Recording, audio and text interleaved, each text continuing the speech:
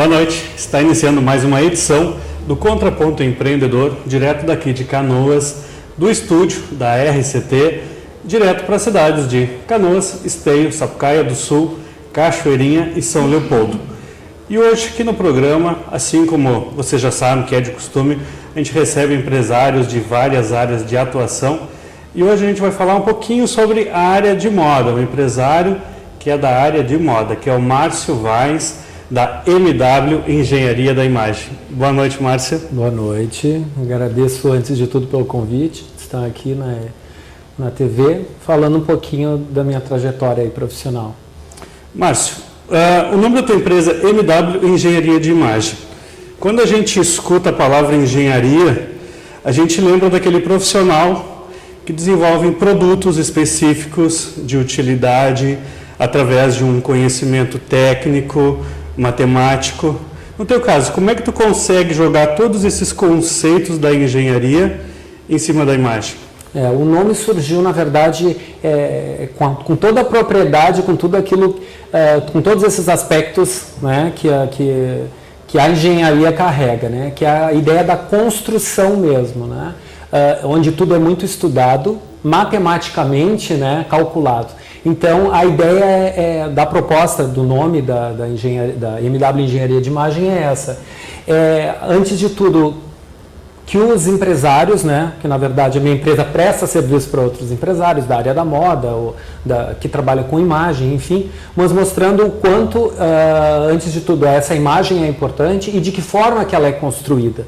Bem como uma base né, da engenharia, que é desde um estudo, né, onde se calcula, onde tudo é feito através de uma previsão muito antecipada, ou seja, ninguém age de uma maneira impulsiva, né? Nada é tudo muito estudado. Então a ideia é essa, né? É o quanto a imagem é importante e de que forma que a gente constrói, porque a gente trabalha com símbolos, né? Com referências e tudo isso tem um peso.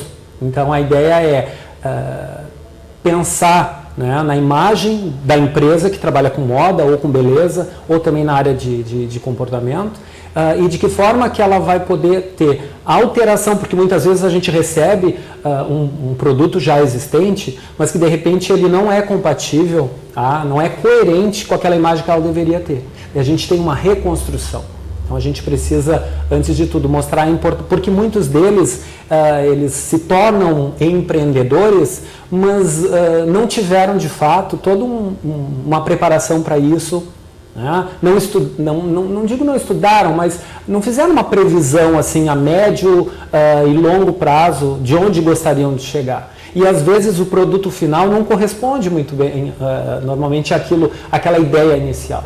Então, engenharia... Se a gente pegar no caso, então, falar de engenharia especificamente, é como tu pegar uma edificação e daquela edificação tu determinar no contexto aonde ela vai ser construída, a que propósito ela vai vir.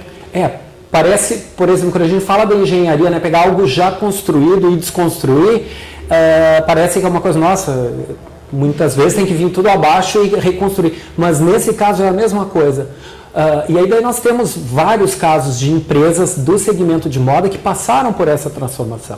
Por exemplo, vou trazer um exemplo, né, bem concreto. Nós tínhamos a Coach. A Coach é uma empresa que surgiu lá na década de 80 e que, se a gente pensar desde o gimmick e o produto que ela trabalhava lá na década de 80, era um produto que não era um produto de luxo. Ela passou por toda uma adequação, um realinhamento, e hoje para se tornar uma das marcas de luxo que nós temos no Brasil. Então, com muito valor agregado. Coach, eu lembro da época, não era do gimmickzinho, com os orelhas grandes. Isso mesmo. Que era uma linha totalmente jovem, adolescente. Praia. E hoje, se tu olhar as lojas, tem uma conceituação extremamente fashion. Né? Imagina, né? Contrata Ashton Kutcher, né? A própria... Agora me foge. Gisele Bündchen? Não a Gisele, enfim. Várias famosas. Várias famosas, né? Alessandra Ambrosio, tá? Que faz a grande parte já nos últimos 3 anos. Então isso mostra, né, um alinhamento. Então é um realinhamento para entrar em um público, para atender a um determinado público, né? Então muitas vezes a empresa já existe, mas ela é segmentada, né? Mas não está dando conta de ter uma identidade visual que corresponda ao público-alvo que tu quer trabalhar. E dentro desse teu trabalho, quais os tipos de empresas hoje? Qual é o serviço específico que tu presta e para qual tipo de empresa? Tem todo um trabalho primeiro, tanto para a indústria, né? Claro que o foco maior é a pequena, média indústria, né? Onde muitas vezes as pessoas que estão envolvidas nesse processo da criação do produto de moda, elas não tiveram a oportunidade de uma capacitação ideal, né, para desenvolver esses produtos.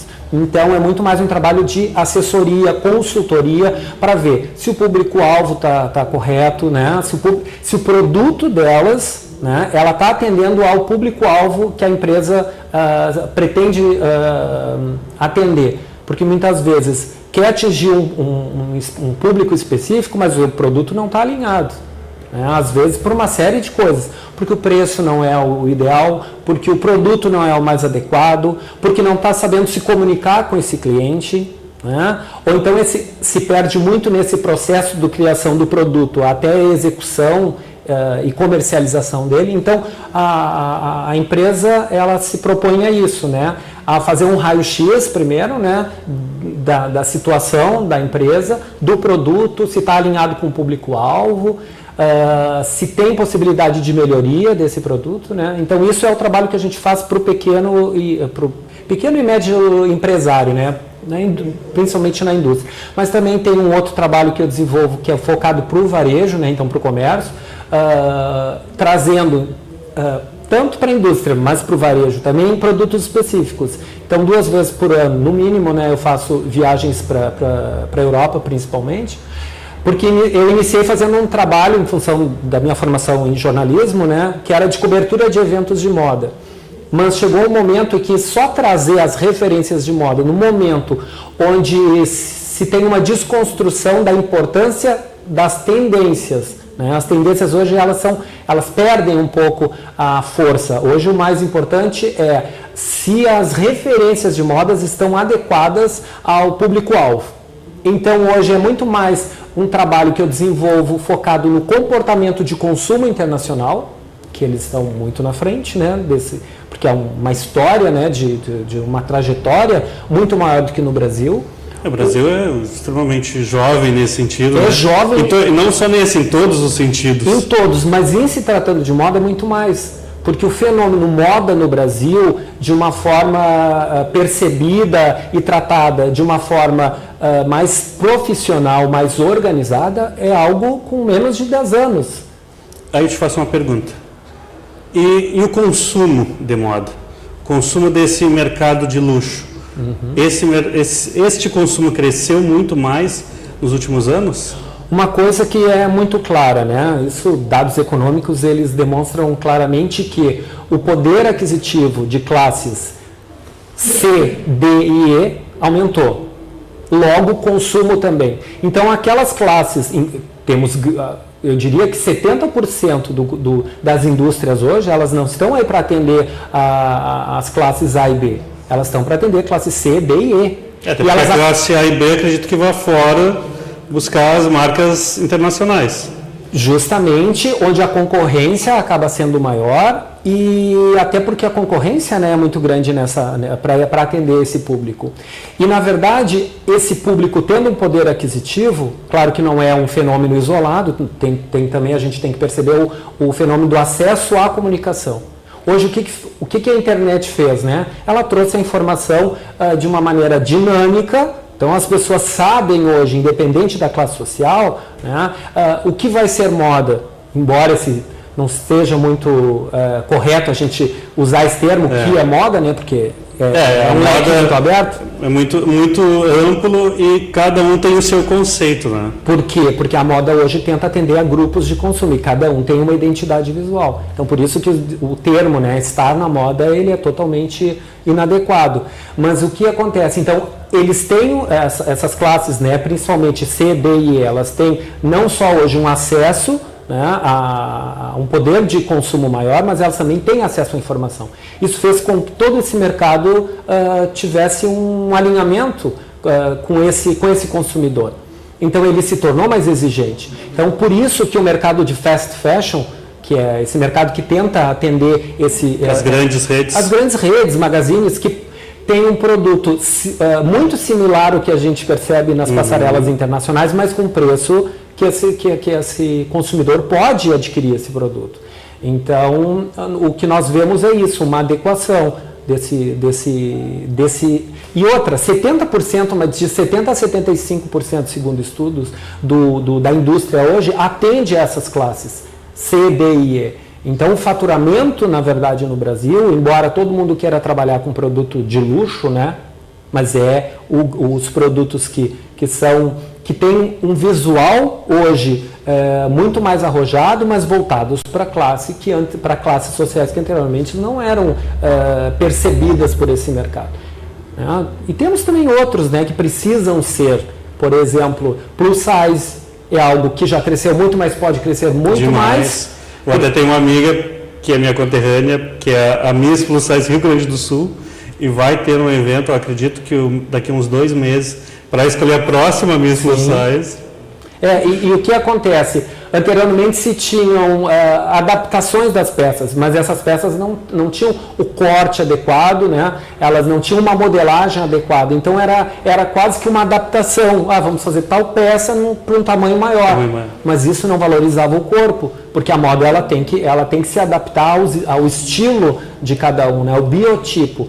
Então tem muito que se avançar. E a moda, na verdade, o grande avanço que a moda brasileira precisa ter é nesse campo da modelagem. Né? E o brasileiro ele tem muita vantagem, leva muita vantagem no mercado internacional, porque a gente consegue tirar leite de pedra, né? A gente consegue com muito pouco fazer muito, né? Por uma série de questões culturais, né? Onde nós não tínhamos tanto acesso a matérias-primas ideais, a própria tecnologia, e tínhamos que produzir. Então o brasileiro sabe trabalhar muito bem e é muito criativo. Então o grande diferencial é o criativo. Nós temos, por exemplo, não podemos repetir aquilo, né? Um fenômeno que aconteceu com o Paulo calçadista, né? Couro calçadista, por exemplo, do Vale dos Sinos, que perdeu muito e hoje busca retomar esse crescimento em função do mercado asiático. Então eles tinham, claro, daí eu não vou entrar no mérito de discutir, né, de que forma que esse produto conseguia ser mais barato, né, mão de obra quase escrava, enfim, mas era um produto. Mas era mais barato e era consumido. Era mais barato, era consumido e tinha qualidade. Então qual é o caminho principalmente dessa área, né, couro calçadista, principalmente no Vale dos Sinos, desenvolver um produto mais criativo. Né? Já que com o preço ele não podia competir com esse mercado asiático, né? E assim mostra. Então o que nós temos de diferencial e o que a gente tenta mostrar para esse empresário é isso. 2 meses atrás eu estive dando um workshop de 4 dias em Fortaleza, onde o grande... Vou ter que chamar um intervalo. Okay. E tu vai contar no próximo bloco agora sobre esse workshop. A gente já volta.